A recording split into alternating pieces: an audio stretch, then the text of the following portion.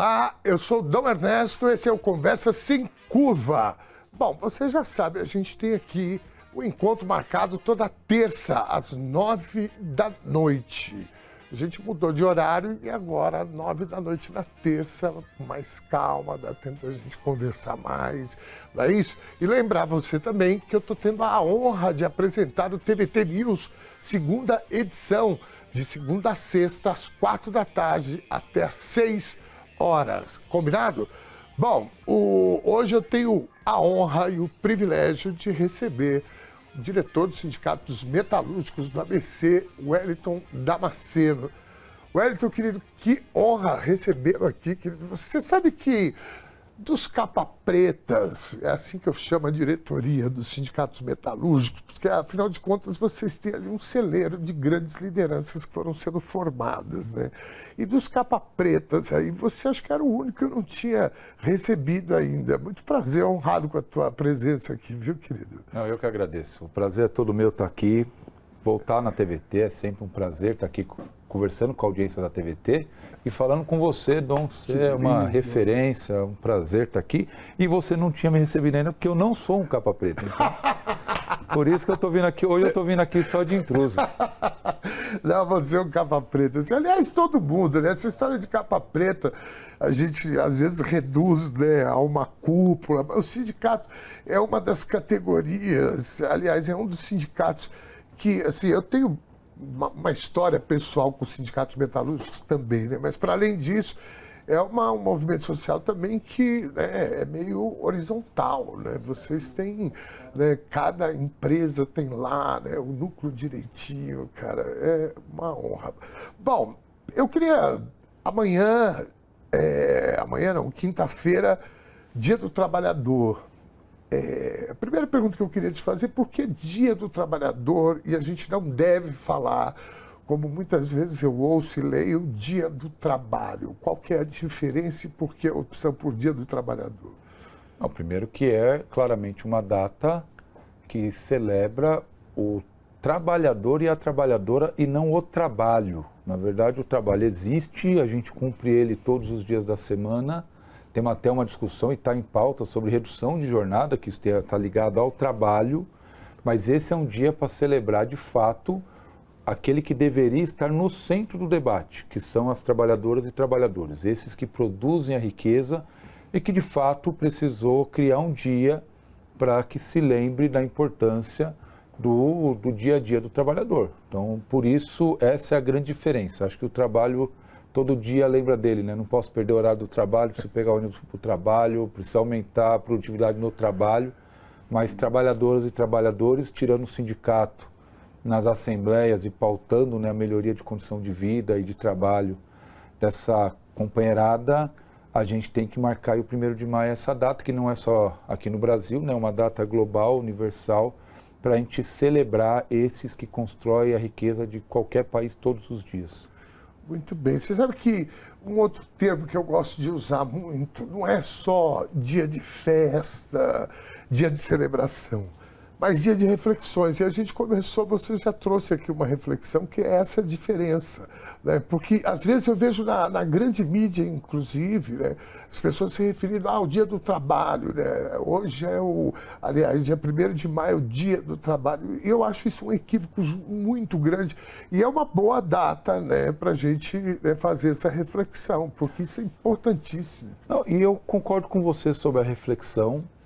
Acredito até que há uma desconstrução quando fala dia do trabalho, para você descaracterizar a imagem, a figura do trabalhador e valorizar o trabalho, seja ele qual for, e produzido por quem quer que seja, porque pode ser um trabalho produzido por robô, produzido por inteligência artificial e não com a trabalhadora e o trabalhador no centro. E a gente usa pouco a data como festa, ainda que a gente pretenda fazer uma festa nesse próximo dia 1º. Mas é uma data de celebração porque você celebra o trabalhador, a trabalhadora, a sua relevância e o papel do trabalho, aí sim, na construção da identidade das pessoas.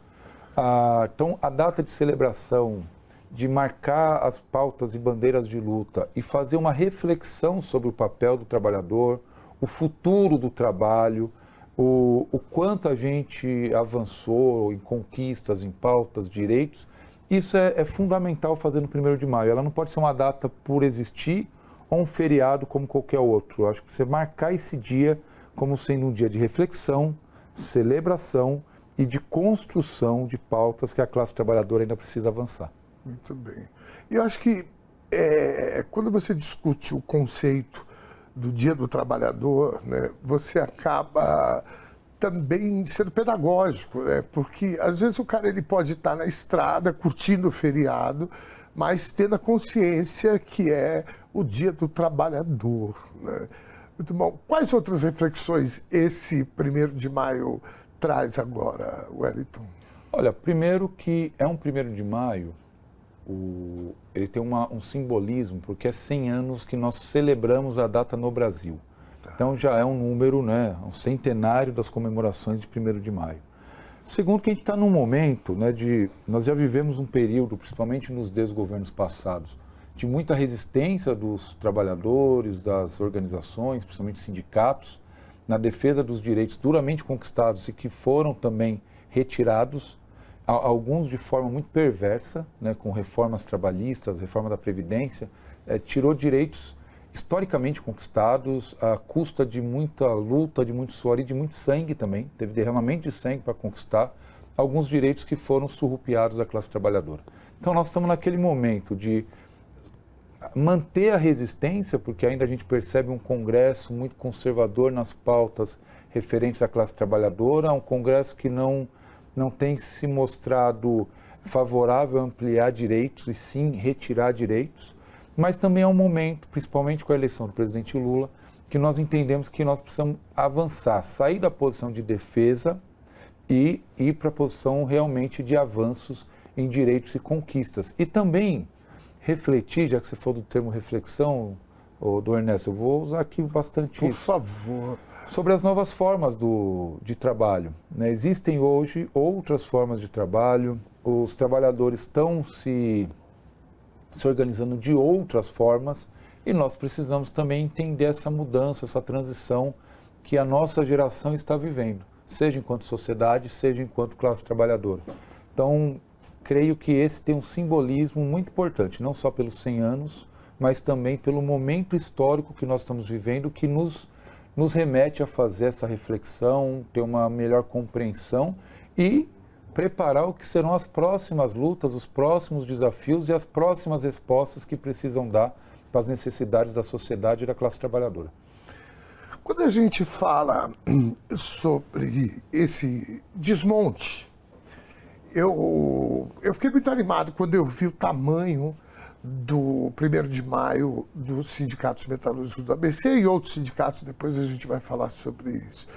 Porque os sindicatos metalúrgicos, para além, como eu falei no início, de ter, né, forjado grandes lideranças, o presidente Lula, a maior delas, mas a gente tem outros, né?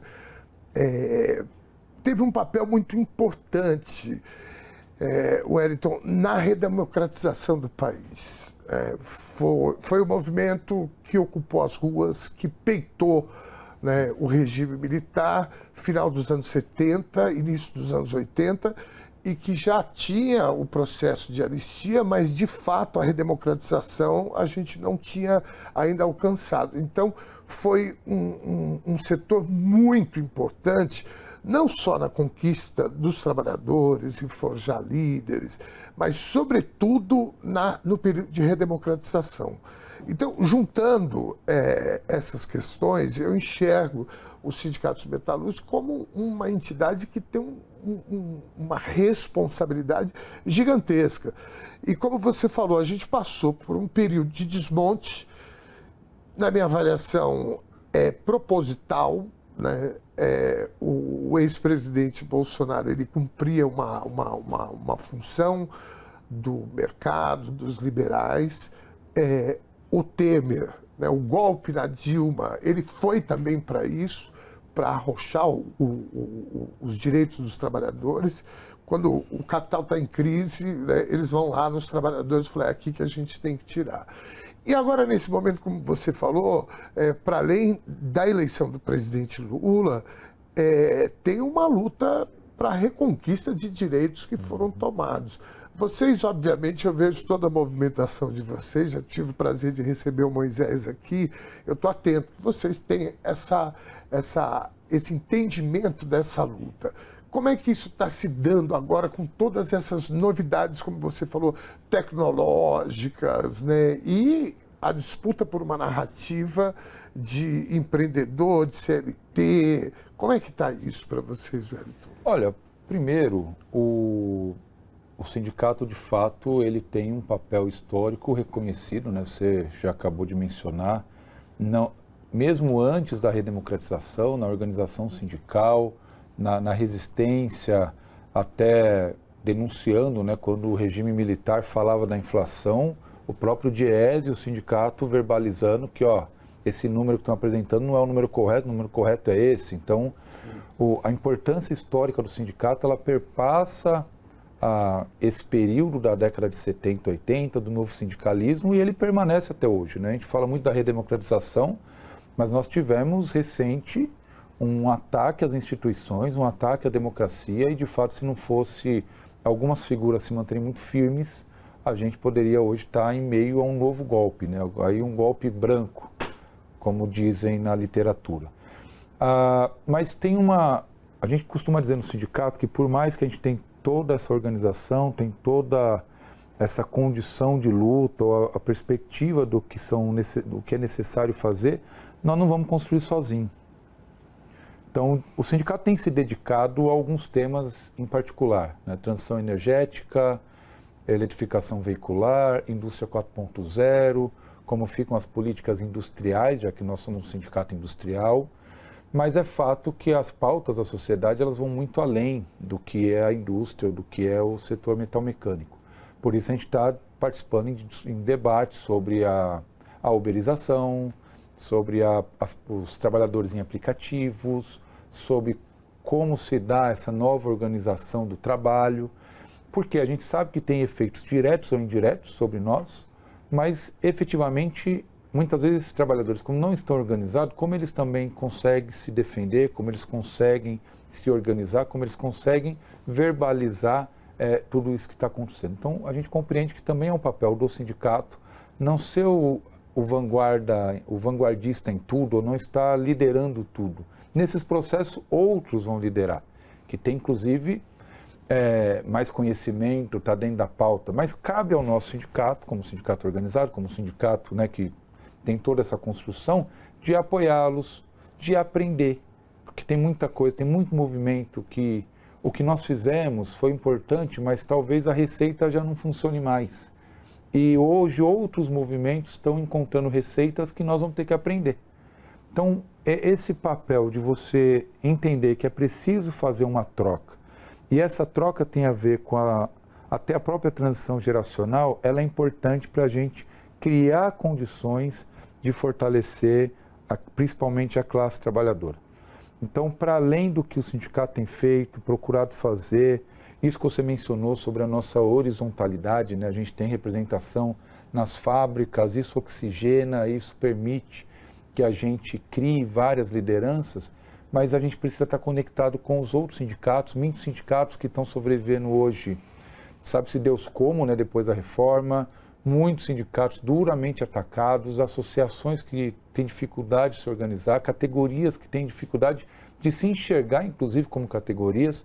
Então, o nosso papel também é articular essas diferentes frentes para que a gente seja uma frente só.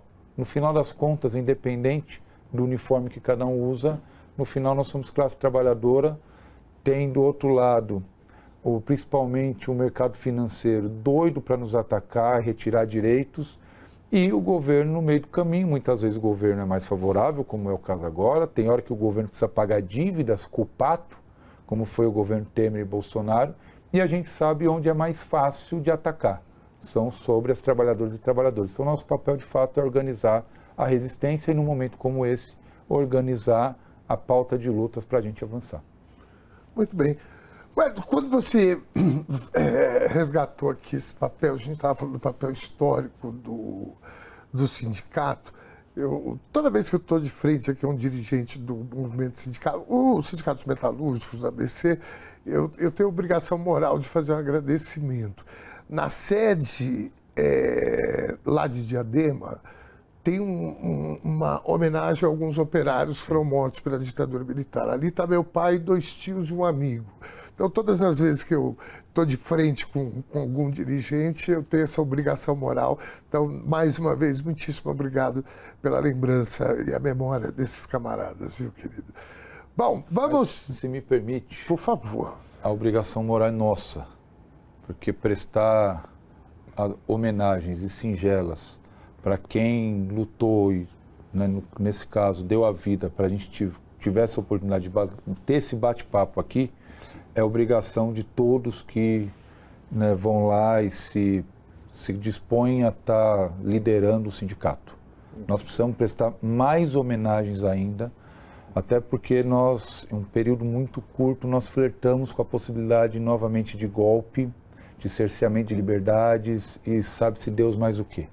Então, é papel nosso prestar as devidas homenagens, valorizar aqueles que nos trouxeram até aqui, até para preservar a história, para que as novas gerações que não viveram aquilo, eles tenham conhecimento do que foi. Porque se nós não contarmos, eles não têm obrigação de saber. Então, alguém precisa contar. Então... E é bom a gente saber também que, agora com essa onda do filme Ainda Estou Aqui, que retrata a vida do Rubens Paiva, da Eunice, né? Mas às vezes parece também que se prioriza, né, a classe média alta e a classe política nas lembranças em relação, né, aos que resistiram ao golpe e à brutalidade do regime militar. E a classe operária contribuiu muito com isso. Então, assim, é mais do que justo que, para além da homenagem deles, que saibam também que a classe trabalhadora desse país, quando foi requisitada também, né, na resistência à truculência do regime militar, se posicionou muito bem. Bom, você falou aqui, rapaz, eu estava pensando, né? Todas as vezes eu penso nisso, Wellington. O que seria da gente se a gente tivesse, o presidente Lula tivesse perdido as eleições, né, agora em 22? Você falou que a gente quase sofre um golpe, porque seria um golpe, porque esse cara trancou as estradas, né? Tem já várias pessoas presas, né? Outras, né, investigadas, inclusive ele já indiciado e muito provavelmente vai para a cadeia. Eu particularmente acho que o Brasil pode dar um exemplo para o mundo como se enfrenta uma tentativa de golpe. Agora, a pergunta às vezes vocês pensam nisso lá no sindicato? Como é que seria se tivesse acontecido um golpe? Porque a consequência disso seria a prisão, né, de lideranças políticas, sindicais, de movimentos sociais. Às vezes te passa isso na cabeça, não? Olha, a gente não chega a criar um cenário imaginário para colocar as possibilidades à mesa, mas é indiscutível que em muitas análises, muitas reflexões que nós fazemos, principalmente em reuniões da direção executiva, sempre vem à baila, podia ter perdido a eleição, reelegido, e o que seria, como nós estaríamos hoje. Isso é comum até, e acho que faz parte do exercício. Nós precisamos estar sempre preparados. Acredito, e aqui fazendo uma autoanálise, nós falhamos no período da Dilma em nos manter organizados, em nos manter vigilantes. Então, quando o golpe entrou em curso, todo mundo sabia por que aquele golpe estava entrando em curso. Não é por conta das pedaladas, não é por conta de nenhuma outra questão, algum crime cometido pela presidenta Dilma, mas a gente sabia que estava em curso um ataque aos trabalhadores, um ataque dos bancos, principalmente porque a Dilma enfrentou os bancos ao abaixar a taxa de juros dos bancos públicos e tinha uma conta a ser paga. Então, o golpe parlamentar foi muito em função disso.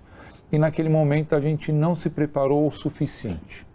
Nós não estávamos com os trabalhadores nas fábricas mobilizados, ou em qualquer outro local de trabalho, né? A gente não estava com o devido alinhamento da informação. Então a informação muitas vezes ficou no dirigente, na cúpula, como você mesmo mencionou agora, e depois nós reclamamos que o trabalhador não teve compreensão daquele movimento. Mas talvez faltou o diálogo melhor com o trabalhador, faltou a gente preparar melhor, e preparar melhor é você manter o trabalhador sempre na ativa. O trabalhador sempre tem um motivo para estar demandando, seja na empresa que ele trabalha, que precisa melhorar alguma coisa, ou ter alguma coisa ruim, seja referente a um questionamento com o próprio governo. O sindicato serve para isso também, né?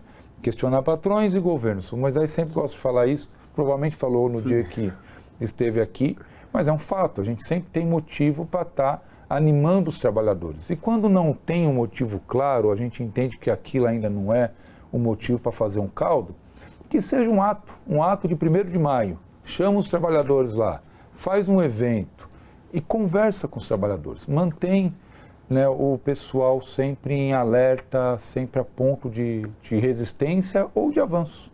Então não adianta a gente deixar, né, criar um distanciamento. O distanciamento muitas vezes não é físico, tá? Muitas vezes é de ideia, né, de pensamento. Manter um distanciamento e depois, quando chega aí um golpe, a gente fala, gente, a gente precisa ir para a rua agora. A pessoa não está convencida, ninguém foi lá debater, não houve um convencimento, né? Então... Olha, poucos dirigentes têm essa capacidade política e essa coragem de fazer esse tipo de meia-culpa. Parabéns, viu? De verdade. Bom, próximo bloco nós vamos falar sobre, evidentemente, o grande evento, agora no 1º de maio, que recebe o cantor Belo. Vai entupir a bagaça. Não sai daí não, a gente está de volta já.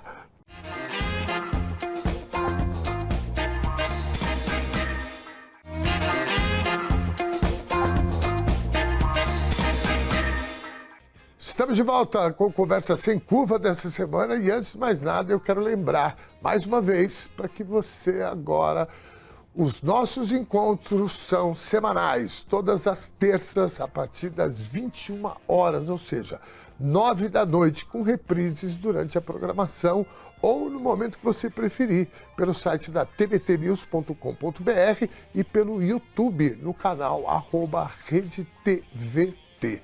Combinado? Bom, eu falei aqui que vai estar entupido esse trem todo aí, São Bernardo, ABC e região metropolitana inteira de São Paulo vai encostar lá em São Bernardo. Que festa linda, 1º de maio, dia do trabalhador e das trabalhadoras. Vamos falar da programação. Belo, já estou sabendo aqui que eu adoro. Minha mãe já falou, eu quero ver o show do Belo. Belo, que é o show que fecha o dia, o 1º de maio. Nós vamos ter 4 atrações regionais, Forró Alto Nível, Grupo Razão, Alex Rocha, o Gordinho da Pisada, e Samba de Luz, Samba da Praça e Samba dos Amigos vão dividir o palco junto, então vai ser um rodão de samba. Que maravilha. Então esses são os 4 regionais e nós temos 4 atrações de renome, né? Além do Belo, que você já falou, que fecha a noite do 1º de maio, nós temos Thier, Pichote, Pichote, hein, pessoal? Tudo, cara, pessoal da minha época vai cantar maravilhosa. E MC Rariel, então a molecada também vai... Vocês estão contemplando várias faixas etárias, né, gerações, gênero musical, samba, forró, pagode, cara, que legal. E música popular com a Thier também, que maravilha. Deu trabalho de escolher essa turma toda aí, bicho? Como é que foi? Deu um bocado. Eu confesso que eu tenho que agradecer algumas pessoas, principalmente o meu xará, o Wellington, que ele acabou correndo atrás, né, de fechar os contatos. Confesso que os regionais estavam um pouco mais fácil pela disponibilidade. Agora, a gente começou muito tarde, né, a organização do evento e se propôs a fazer um evento muito grande. Então, tinha problema com disponibilidade do artista, a agenda, a composição da grade. Também não dá para você montar. É legal ter um evento plural, mas é meio complicado ser plural demais, né? Dá trabalho. O público começa a falar, pô, mas aí já mudou tudo. Você vai ter uma rotatividade de público muito grande. Então tem uma lógica na organização do evento. E claro, nós estamos fazendo um evento, né? Você está falando aqui que vai bombar de gente. E nós esperamos que bombe mesmo, porque é um evento que a gente está pensando com muito carinho para que as pessoas se sintam muito bem. Então, além dos artistas, que são, né, artistas de renome, são artistas mesmo que o pessoal vai ter a oportunidade de ver fora da TV, né, lá pessoalmente. Nós estamos trabalhando com boa segurança, então vai ser tudo tapumado, seguro, vai ter lá detector de metal para entrar, vai ter área kids, então o pai e a mãe que tem lá os filhos, pô, como que eu vou? E os filhos, pode levar os filhos, vai ter área kids, praça de alimentação. Nós vamos ter algumas barracas trabalhando com preços populares, porque a gente quer mesmo que o trabalhador e a trabalhadora tenham um dia que ele possa ir lá curtir um show tranquilo, em paz, local familiar, agradável, e tenha condição com o dinheirinho pouco que sobra do mês, vai ser começo de mês ainda, ele possa também comprar lá um espetinho. O prefeito lá podia ajudar a botar uma tarifa zero lá, não? O que você acha? Rapaz, já solicitamos, vamos ver. Aguarde novidades, Vocês vão saber aqui na TVT News. Boa. Não, porque esse tipo de evento grande é bacana, né? Inclusive para a cidade. Sim, para a cidade, Porque São Bernardo já tem uma tradição muito grande do 1º de maio. Ainda bem que o sindicato... Eu, aliás, estou muito satisfeito que o Sindicato dos Metalúrgicos tenha retomado, porque passou a ser unificado durante muitos anos, né, com outras centrais, né? Eu acho bacana também, mas eu acho que tem um gostinho saudosista esse 1º de maio dos sindicatos metalúrgicos. E haverá o unificado. Também. Haverá, vai ser na Praça Campo de Bagatelle, vou até fazer a propaganda aqui do unificado, tem na Praça Campo de Bagatelle.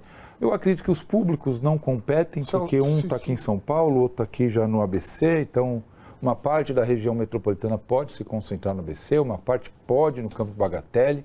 O Campo de Bagatelle, inclusive, eles vão trabalhar mais com sertanejo, nós estamos trabalhando mais com samba e pagode. Então, é possível para todos os gostos, né? E a retomada de fazer em São Bernardo, fazer no ABC, tem muito a ver com o resgate também dessa identidade dos sindicatos com os trabalhadores e trabalhadoras. Então, aqui eu queria destacar, Dom, primeiro, é um evento que está sendo organizado por 24 sindicatos da região. Então, a gente, de fato, está unificando o movimento sindical, independente da central, porque tem cutista, tem o sindicato da UGT, tem sindicato da Força, que estão ajudando no Campo de Bagatelle e estão ajudando também lá no ABC. Então, é um esforço coletivo desses sindicatos.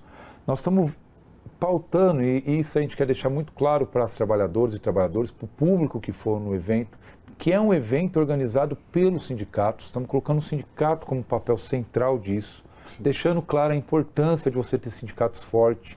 Todas as nossas propagandas estão convidando as trabalhadoras e trabalhadores a se associar aos sindicatos, a fortalecer a luta das suas categorias, né? Então, eu não sou metalúrgico, não tem problema. Qual é o seu sindicato? Seu sindicato está lá contemplado também, vai ter o logo, fica sócio daquele sindicato, que é importante. Cada vez que um trabalhador se associa, é um sindicato que se fortalece e fortalece a luta coletiva. E o terceiro destaque que eu gostaria de fazer são as pautas que nós estamos trazendo. Então, toda a identidade visual do evento estão lá, as pautas e bandeiras de luta que nós estamos trazendo. Isso e aí, é importante. Eu não posso deixar de estender aqui a fala, mas só para deixar claro os 5, né?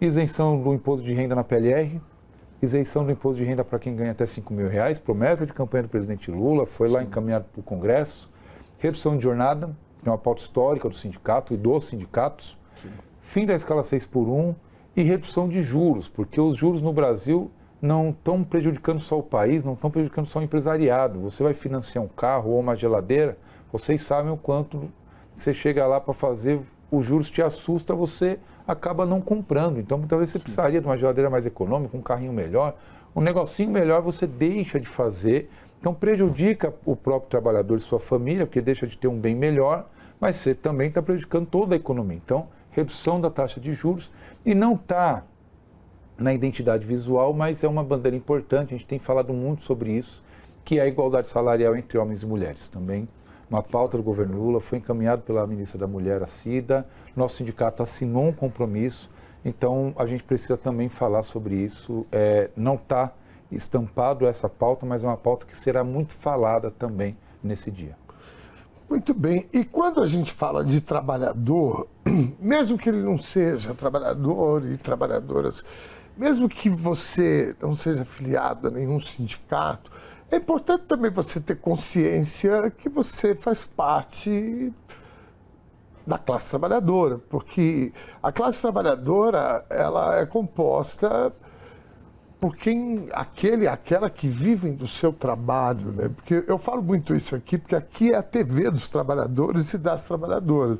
E às vezes aqui eu falo que, cara, a gente precisa... Porque às vezes o cara tem um salão de beleza e ele acha que ele não é trabalhador mais, que ele não faz parte da classe trabalhadora. Ou mesmo a empresa média, né? Se ele trabalha e vive do seu trabalho, evidentemente ele é da classe trabalhadora. Então você, né, não precisa ser filiado a nenhum sindicato, é bom que você se filie, evidentemente, mas todo aquele ou aquela que são trabalhadores e trabalhadoras devem comparecer ao 1º de maio e também se envolver nas pautas, né, da classe trabalhadora. Isso é importantíssimo, né?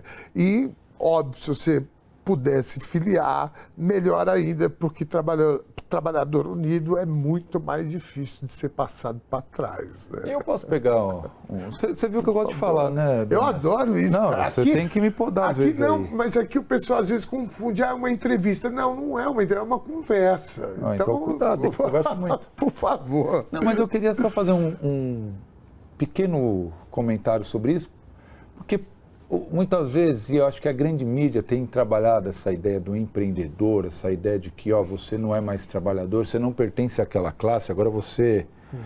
eu acho que o empreendedor é o termo mais comum, né? As empresas tentaram o colaborador acho que não deu não ganhou tantos corações como o empreendedor. O empreendedor seduz mais, né? Porque o cara tira uma foto com uma Ferrari e fala, olha aqui, ó.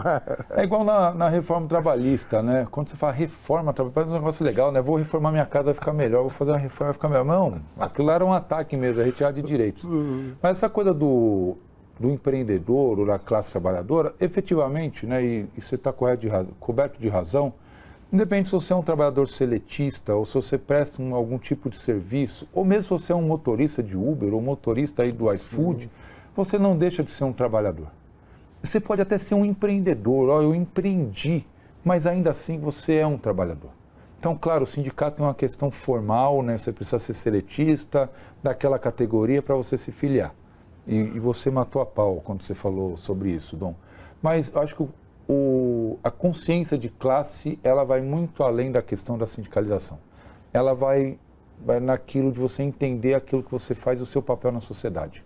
Se você, meu amigo ou minha amiga, está trabalhando aí, fazendo seu corre para ganhar seu dinheiro, você é um trabalhador. Você pode até se chamar de empreendedor, é legal. Pô, empreendedor é um termo bonito. Mas o trabalhador também é um termo bonito. Você sabe o que você estava falando agora? Eu pensei isso agora. Eu acho, porque eu sou artista, e todo artista ele é empreendedor, porque você tem que gerenciar a tua carreira. Claro. Eu acho que o trabalhador também, né? Porque o trabalhador, ele gerencia também a carreira dele, ou a profissão dele. Ele trabalha, ele vai fazer uma opção, fala, olha, eu prefiro trabalhar nessa empresa, prefiro trabalhar naquela, agora, sei lá, vou montar um negócio, depois eu posso voltar e etc. Mas ele também é um empreendedor, né? Claro, e você já deve ter ouvido muitas vezes, né? Quando alguém fala assim, você trabalha com o quê? Eu sou artista. Não, mas qual que é a sua profissão? Toda hora. Vale para o artista, para o professor. É tanto de profissões que são fundamentais para a sociedade, mas que a noção de trabalho ela é prejudicada. Sim. Né? Tem essa coisa da grande mídia de, peraí, eu vejo que você produz. O cara fala, sou autônomo, trabalhador. Mas e o artista é um baita de um trabalhador, porque você tem que se deslocar para um canto para outro, fazer trocentas turnê, né, até para ganhar o dinheiro do mês. Muitas vezes você sabe o perrengue que é até entrar nova produção. E muitas vezes é mal valorizado pela sociedade, né, como visto como um trabalho marginal. Ou algo do tipo. A gente essa é demais, mas você trabalha melhor. Com o que mesmo? Né? E, cara, professor, isso que é uma profissão mais bonita, simbólica que professor, e ainda assim, muitas vezes, não, legal, você é professor, mas o que mais? Você aperta algum parafuso? Não, essa coisa de você fazer sempre uma analogia, você trabalha, o cara já imagina você de macacão operário. né? E isso eu nem acho assim que eu sempre penso que tem alguma coisa por trás, sabe, o Wellington? Porque o mercado é feroz, o capital ele é feroz. Então assim, eu acho que é sempre uma estratégia de comunicação, como você falou da reforma, né? A reforma parecia que não, reforma é uma coisa que é um nome que reforma, né? É legal, né? Modernização. Modernização, exatamente. E eu acho que essas questões também que acaba. Eu nunca vi isso, eu sou de uma época que eu chegava em casa e falava assim, mas arrumei emprego. Eu falava assim, mas é de carteira assinada? Né? Carteira assinada, CLT, era uma questão... Era mais importante que o RG. Mais importante que o RG. Mas de verdade, a gente saía na rua, minha avó dizia assim, leva a carteira de trabalho, se a polícia parar, né, você está aqui que eu sou trabalhador. Né? E hoje os caras conseguiram criar um debate, na verdade, sobre uma questão que deveria, na minha opinião, ter extremamente superado. E eu acho que nesse momento é importante toda essa discussão e reflexão, como a gente estava falando aqui no primeiro bloco, é importante que isso traz informação. Escala 6x1, eu queria resgatar as 5 pautas que você falou. A escala 6x1 é uma das coisas que eu falo, cara, não é possível que a gente não consiga fazer essa discussão. Porque você imagina, eu trabalhei muito de segunda a sábado, né? Domingo você está morto, você praticamente não vive a tua vida, você vive para o trabalho. Como é que está essa discussão? Você acha que a gente vai conseguir avançar? Que isso é uma pauta antiga do sindicato, né? É uma pauta antiga, assim como a redução de jornada, né? E eu sempre tenho que mencionar as duas coisas, porque não é só o fim do 6x1, você tem uma questão de redução de jornada também importante por trás, mas é uma pauta que se não houver mobilização, e por isso a gente está num evento grande com o 1º de maio, que vai bombar de gente, a gente precisa reafirmar essa pauta, porque nós percebemos que ela ganhou força. Daqui a pouco trocou o presidente da Câmara, isso aqui não é prioridade, vamos ver a questão tributária, já jogou lá na gaveta. E pode ver que sumiu da pauta. Sumiu, é. Então a gente precisa puxar de volta, porque é uma bandeira, uma pauta de luta extremamente importante para a classe trabalhadora. Eu vou falar uma coisa que você com certeza sabe, mas não sei se muitas vezes quem está nos assistindo sabe. A última redução de jornada que nós tivemos no Brasil foi em 88. Eu não sabia, na Constituição. 1988 na Constituição. Foi de 48 para 44 horas. Então a jornada regular no Brasil, 44 horas. Mas a média de trabalho no Brasil não é 44 horas. A média de trabalho no Brasil é quase 50 horas. Porque tem as horas extras. Sim. Então grande parte das empresas, ao invés de contratar e tudo mais, acaba ampliando a jornada de trabalho com as horas extras. Então nós temos uma capacidade enorme de, primeiro, gerar empregos. Se você baixar de 44 para 40 horas, a gente tem um potencial de criação de 4 milhões de empregos no Brasil. Só de fazer uma redução de 4 horas, que já era para ter acontecido. Isso era para ter acontecido, inclusive, no segundo mandato do presidente Lula. Os países, né, o pessoal gosta de falar, comparar o Brasil com os países da OCDE, em termos de juros, em termos de custo, em termos disso. O Brasil é o único dos países da OCDE. Mas não comparam com a carga horária, né? Então vamos comparar efetivamente, né? Ou é dos poucos que tem uma jornada acima de 40 horas. Então, só a redução já te possibilitaria gerar 4 milhões de empregos assim imediatamente. Segundo, a redução da jornada, você comentou sobre o cansaço, quem está na escala 6x1. Não, é desumano. O domingo está morto. Muitas vezes não é o domingo. Muitas vezes você trabalha o sábado e o domingo. Eu trabalhava. E tem a sua folga na semana. E aí na semana você tem que fazer os corre de casa, ajeitar a casa, banco, isso, aquilo.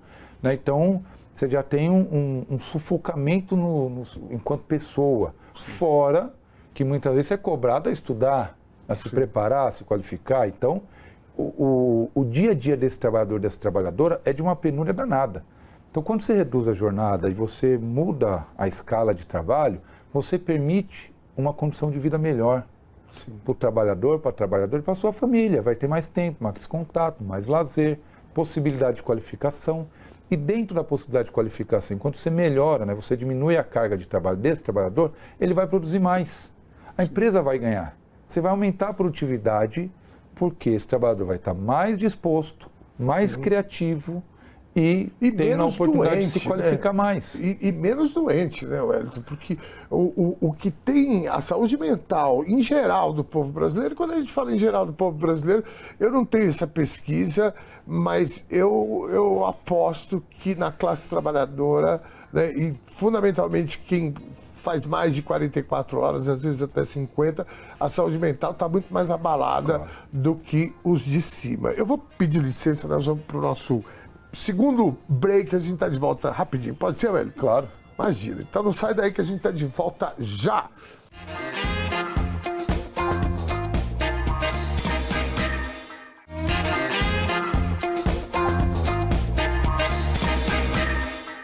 Esse é o Conversa Sem Curva, e aqui você já notou, a conversa é sempre sem curva mesmo. Nós temos encontros marcados todas as terças, às 21 horas, eu gosto de falar 9 da noite. Né?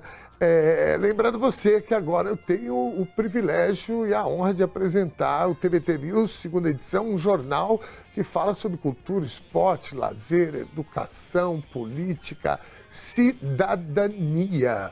Todos os dias, de segunda a sexta, a partir das 4 da tarde, ao vivo. Todo mundo convidado aí para dar uma chegadinha lá, beleza? E se você não conseguir assistir pela televisão, você pode também assistir a hora que você quiser, lá no canal do YouTube da TVT, que já soma mais de 1 milhão de inscritos, né? @Rede TVT.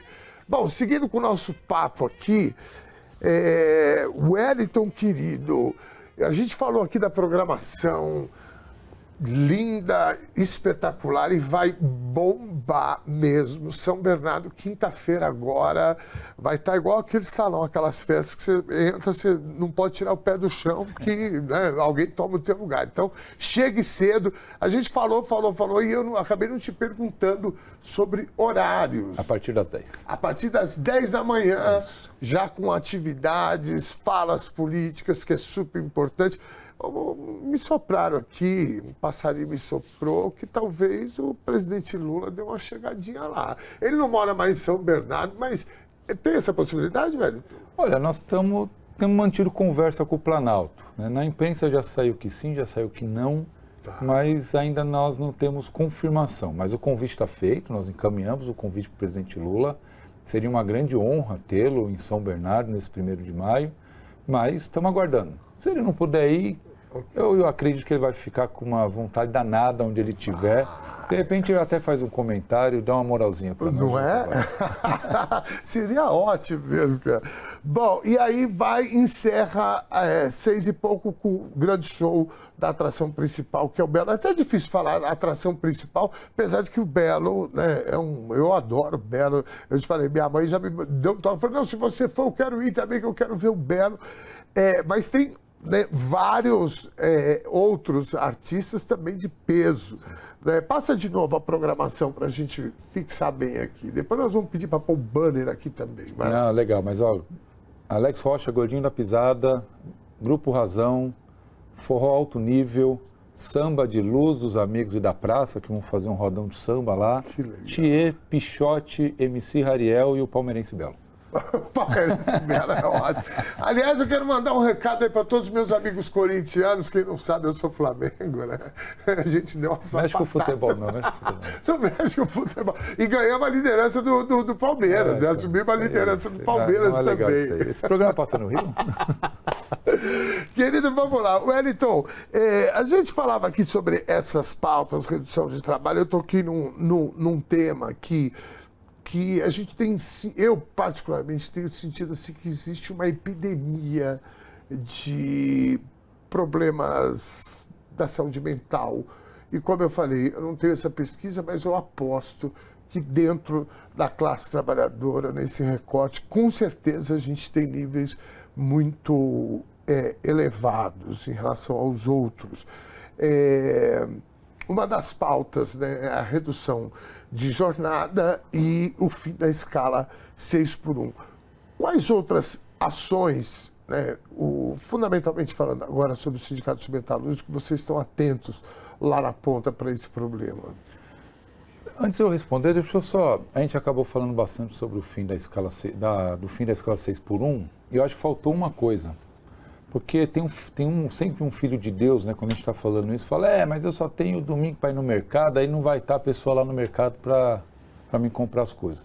Nós estamos defendendo o fim da escala 6x1, mas isso não quer dizer que de sábado e domingo os mercados não poderão abrir. Né? Porque a escala, é uma escala 5-2, não quer dizer que trabalha 5 e folga o sábado e domingo. É porque hoje é 6-1 e o domingo tem gente trabalhando, né? Então, sim. Existe sim a possibilidade de você negociar, escalonar a jornada para que tenha a possibilidade de quem só tem o fim de semana para ir no mercado, na quitanda, está lá aberto.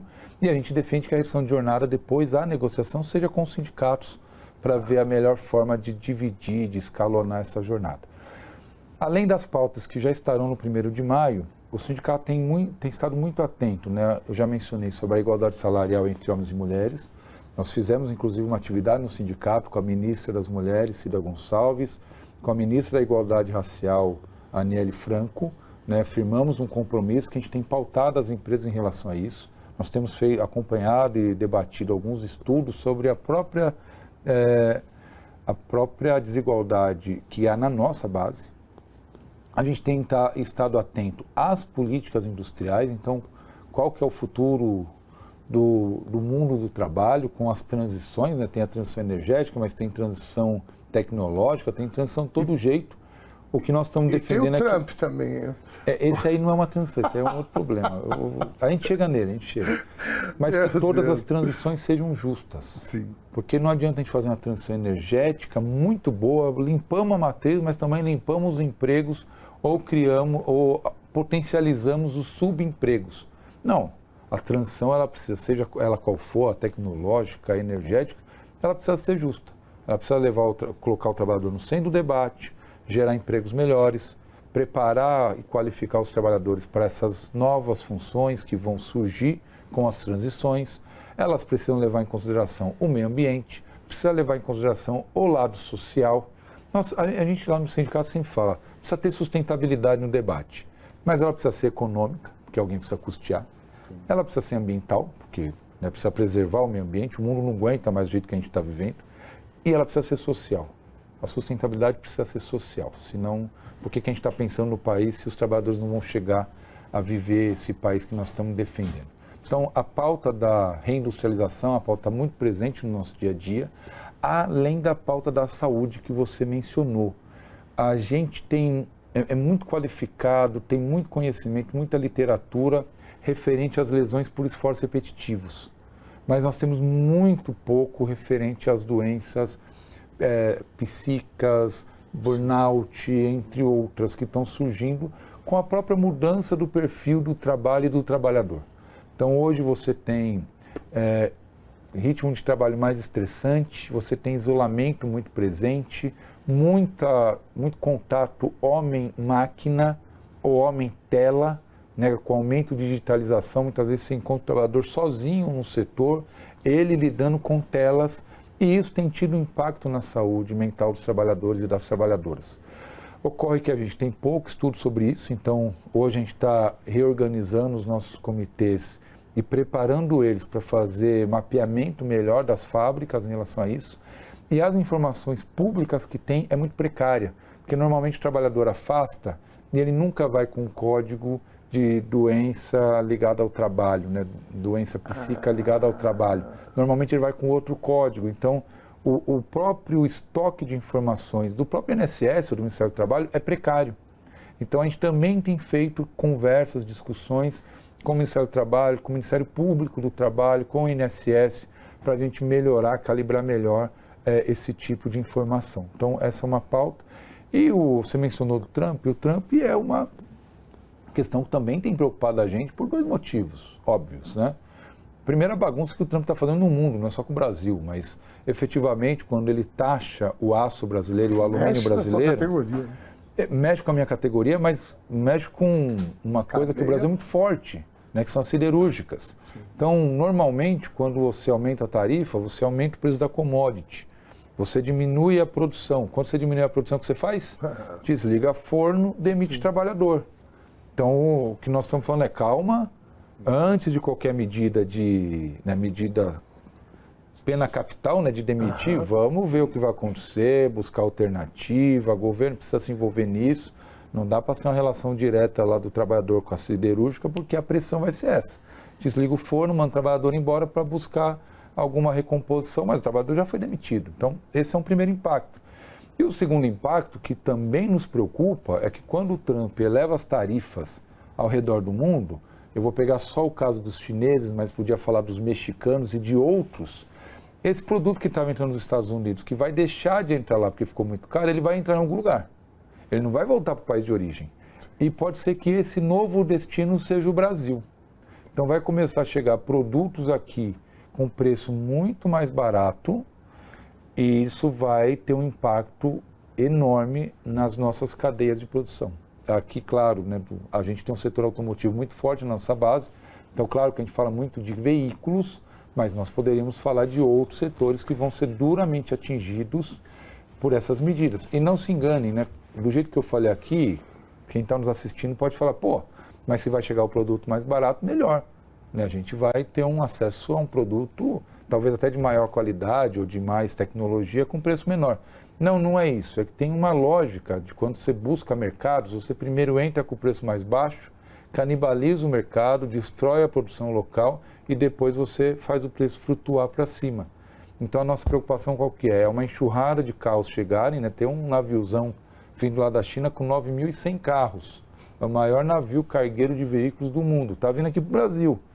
Então ele chega aqui, ele baixa o valor, isso cria um desequilíbrio no mercado, cria demissão e depois eles começam a aumentar o preço e se estabiliza no mercado. Então isso também para o consumidor não é bom, não é uma prática saudável.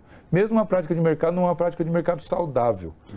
Então a gente tem buscado nesse particular dialogar muito com o governo e com as empresas sobre a necessidade também da gente ser mais articulado na relação com outros parceiros comerciais, com outros países. Então, com o México nós temos um acordo comercial no setor automotivo, com a China não.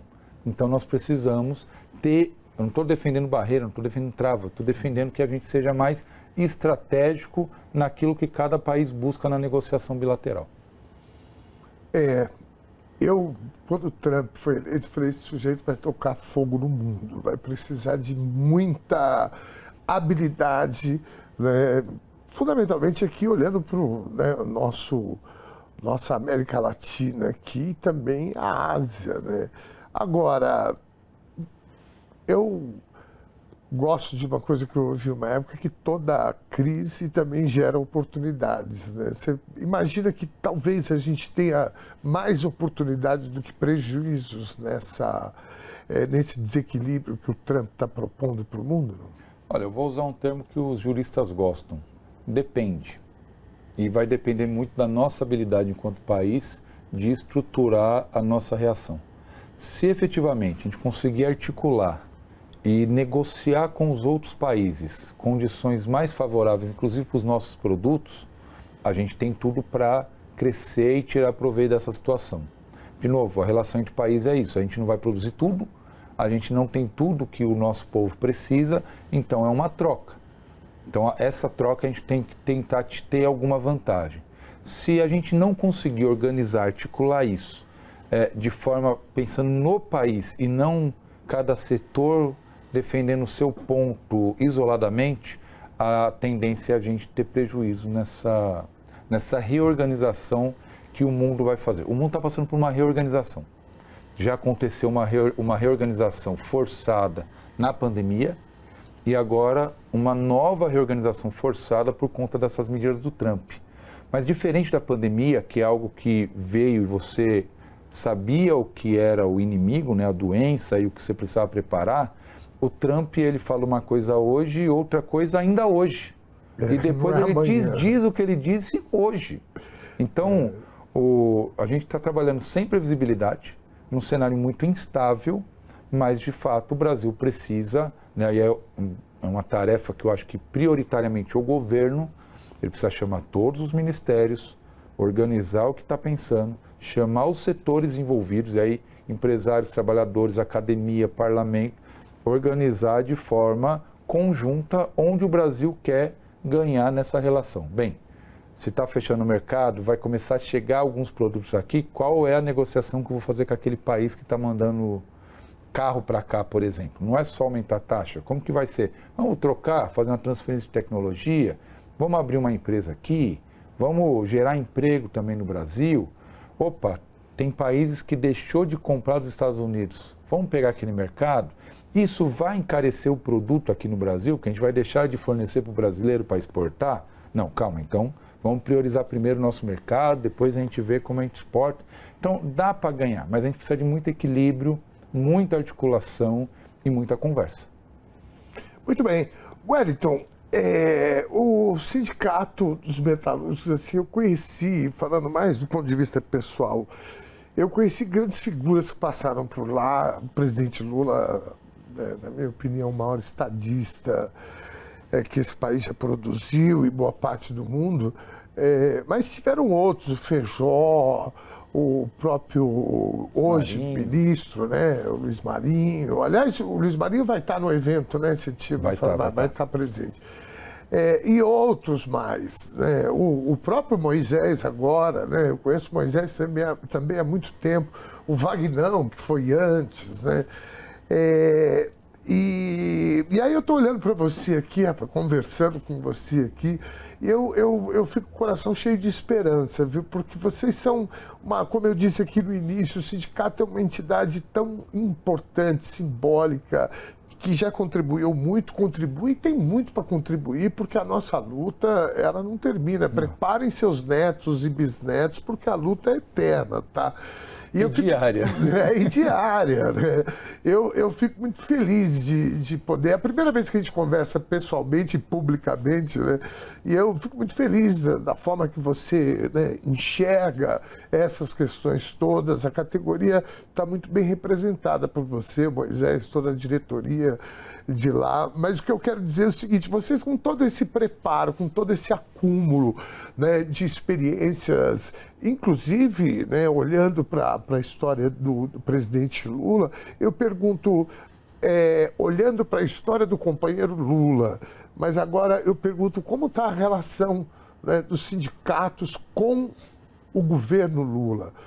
Porque você falou, num determinado momento da nossa conversa, você disse, não, tem governo que é menos isso, mais aquilo, que dá para dialogar.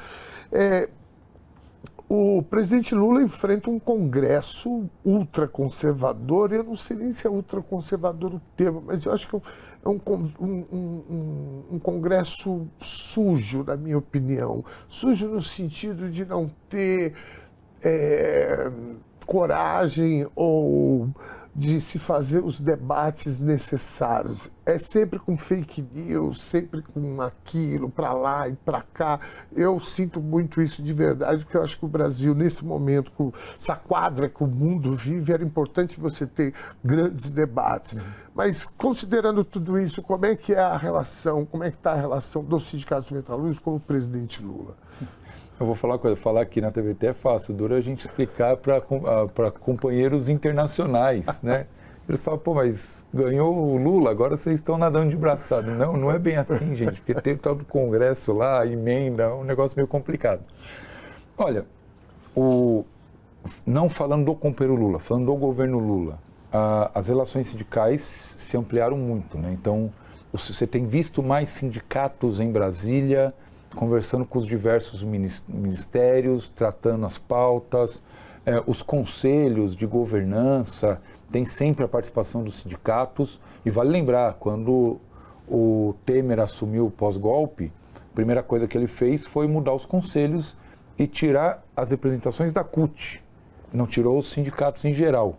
Então, os que ficaram, nós começamos a fazer articulações para estar junto também. Mas ele mudou as centrais que estavam lá representando os conselhos. Quando chegou o outro, que saiu agora recente, ele tirou os sindicatos, mesmo daqueles locais, daqueles conselhos, e são conselhos que não são remunerados, mas são conselhos importantes para disputar a pauta política, tirou os sindicatos. Então, de fato, ele cerceou a participação dos sindicatos. E mesmo em episódios emblemáticos que nós pedimos reuniões, como, por exemplo, o fechamento da Ford em São Bernardo, nosso sindicato pediu uma reunião com o governo federal, À época mandaram o vice, hoje o senador Mourão, e quando a gente apresentou a situação da Ford, ele falou, isso daí é um problema do mercado, isso daí vocês se resolvem, o governo não tem nada a ver com isso. Né? Então, mostra o desprezo. O pior que eles pensam assim mesmo, né? Não é encenação, não. Isso aí eles levam pro coração mesmo. Agora, hoje não. Hoje é muito diferente nesse ponto de vista, né? Nesse aspecto da política e de enxergar a importância, o governo tem uma orientação clara. É para atender os sindicatos. É para atender as representações de classe, é para atender as organizações sociais, é para atender as associações empresariais também. Sim. Porque no governo Bolsonaro, uma parte grande das associações empresariais, principalmente as industriais, também não estavam sendo atendidas. Sim. E uma parte estava muito brava porque financiou o golpe e depois ficaram de fora da mesa. Mas aí é um problema deles, né? Vamos voltar aqui na questão sindical. Então, existe a orientação. Então, os sindicatos têm ido mais, têm participado, têm cobrado, têm pautado, têm discutido. Qual que é o problema dos sindicatos hoje e que a gente também tem mudado um pouco a estratégia por conta disso? Nós temos um congresso muito poderoso. E como você mencionou, Dom, é um congresso que hoje faltam grandes lideranças no congresso. Você não tem... Nós já tivemos um congresso que você identificava as lideranças da direita, da esquerda, né? Você fala, pô, aquele cara é o líder mesmo. Hoje não, você tem muitas lideranças porque você tem pequenos blocos.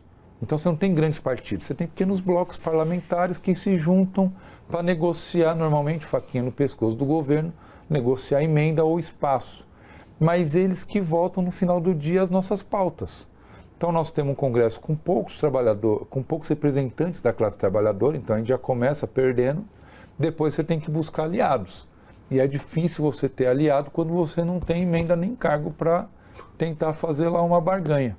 Então hoje a maior dificuldade que o movimento sindical tem não é com o governo central, né? O governo federal tem aberto espaço assim, talvez de forma que nós poucas vezes tivemos na história do país. Porque o que cabe ao governo central é justamente abrir espaço para o diálogo, né? Não é nenhuma decisão executiva que não passe lá. Né? Quem viveu Lula 1 e Lula 2, que aí era uma outra composição de força, de fato o governo negociava com os partidos e o partido tinha um ministério, tinha um compromisso com o governo, era muito mais fácil essa discussão. Então você fazia a negociação com o governo federal e ele pautava a discussão no legislativo.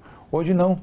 Hoje a gente está tendo, e por isso que eu falei que nós mudamos um pouco a atuação, porque nós estamos buscando também dialogar mais no parlamento para tentar convencer ou sensibilizar da importância das pautas da classe trabalhadora. E pautas das mais diversas, né? Sim. Eu mencionei algumas aqui que são gerais, mas quando você começa a segmentar por categoria, tem pautas das mais diversas e aí os sindicatos têm buscado se movimentar.